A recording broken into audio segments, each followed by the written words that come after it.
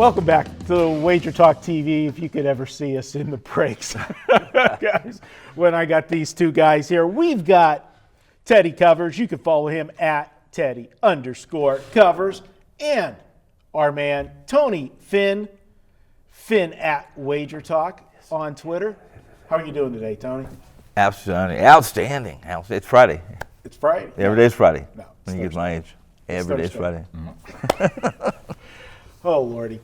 We're going to break down Philadelphia and Seattle. And, Teddy, I'm going to start with you. We've got not rare, we've had them before, but it's not common to have a home underdog in the playoffs, especially when it's a division winner playing a wild card.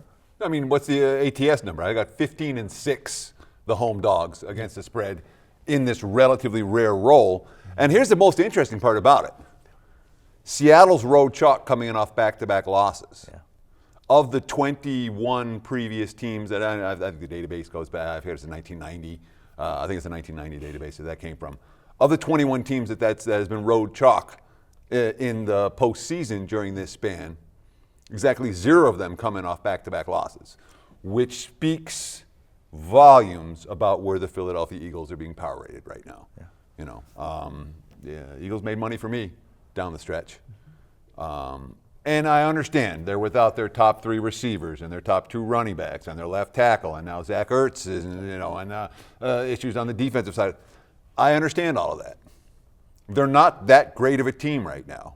But from a character standpoint, from a can they take a punch and punch back standpoint, Philly's been pretty darn tough. They're not a team I'm in any rush to step in front of that angle that's gone 15-6 supporting teams like Philadelphia. And it's not like Seattle's injury report is pretty. No. You know, on the defense side of the football, that team's a mess. It's hard to bet against Russell Wilson in spots like this. It really is. And I understand, we're talking about it. He's not going to win MVP. He's the second MVP, In any other year, he's a slam dunk for the MVP. Without Russell Wilson, Seattle's what? I don't think they're a 500 team. If you put Ryan Finley at quarterback in Seattle, to bring up a name we were just talking about. But there's no way they're a 500 team. I mean, Wilson has been, and even last week in defeat, Russell Wilson was incredible. And you can picture a scenario in which they're down 1 score and Wilson drives them to victory here without too much difficulty. But from the value side of the equation, I can only look at the Philadelphia side here. Mm-hmm. And again, when you're talking about a 15-6 long-term angle, it makes sense not to buck that, even though it's not a huge sample size. Yeah, that's a good thing for a discussion on another day when we talk about sample sizes. It's a small sample size, but it's a long period of time. Saying that this is such a rare occurrence, it doesn't happen that often. Tony, I'm going to ask you, when we look at Seattle, obviously what a gutty effort they had last week. I mean, they had no running backs, everything else comes down to they come up 2 inches short at the end of the game. Talk about the difference of a bye week, winning your division. Instead, you're going on the road. You played the last game of the season, Sunday Night Football, and you're traveling all the way across country. They do catch a break that this is the later game on Sunday. Few extra hours for them there on the body clocks. Can't talk today. But that was a gut-wrenching loss. And I looked at that game, the running back, the rookie, Homer, what a game he had. But nobody knew anything about him, and he comes out of nowhere and has a great game. You can be rest assured Philadelphia's going to watch all that game film from last week. They're going to be prepared for him in their defensive game plan. Granted, the defense is banged up, but they're going to be better prepared than San Francisco was, in my opinion. Seattle's overachieved all year, in truth. They've had some great matchups. I think they've met some teams at the right time, and that's pretty important during an NFL season. San Francisco is probably overachieved as well. I mean, I think they had their defense regressed. They had a pretty easy early schedule. They played well. They got a Pittsburgh team without Big Ben. Everything worked out perfectly. That said, Seattle's no healthier. I don't think they're going to come in this game any healthier than they were last week. Philadelphia, as Teddy said, not very healthy either. I have a problem backing either of these teams. However, if I'm going to be on a team in this situation, Philadelphia seems to be, this is their role. And when you talked about those stats, wasn't Philly, when they won the Super Bowl, weren't they home underdogs? They were one of the. That's correct.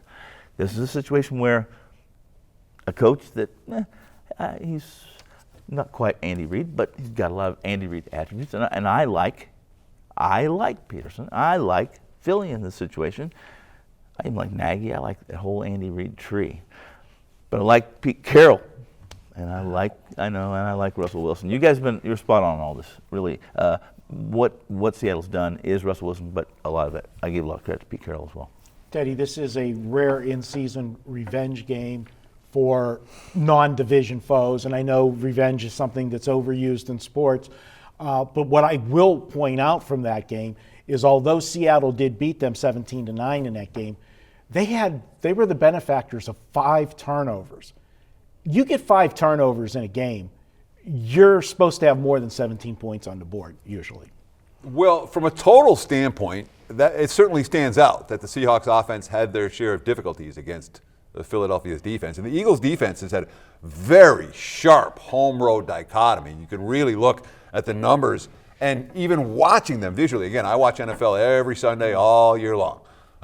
So I watched, both of these teams play a ton of times. Philly's defense on the road, they look different than they do at home. That first matchup was a dead nuts under. Seattle was a better team. I think the Eagles have gotten a notch or two better than that. They've certainly shown a lot of character since then, and I trust their defense a lot more at home. And if I'm playing this total, I ain't playing it over. Philly and over do not correlate in this game at all. If Philly's going to hang around and win the game, it's got to be a low-scoring game. Would you agree? I do agree. I thought Philly was at this time.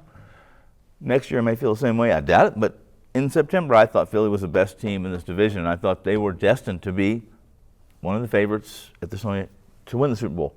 Yeah, I had the Eagles over in the season win. I don't feel that way now. I don't feel that way now. So The knock on Philly, they've had 4 straight wins, but 3 of those 4 wins, 2 were against the Giants, 1 was against Washington. Yeah. They play in a weak division, but they can only play who's in front of them. And this is so important. I don't know if you have something, but people are like, oh, they beat this 2-win team and they beat a 4-win team. You know what? Again, if you watch the games, and if you watch the Redskins down the stretch, the Redskins played hard. Yeah. If you watch the Giants down the stretch, the Giants played hard. Okay, this wasn't the Lions down the stretch where they're just taking a team that wasn't there, or Jacksonville for much, or a team that just didn't show. They played teams that showed up every week. And they took punches and punched back. So but from a mainstream perspective, they're like, oh, they didn't beat anyone.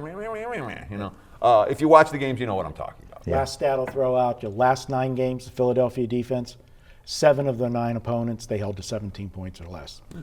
And the 2 they didn't were on the road. Yeah, including that Miami game. I'm still mad about that game.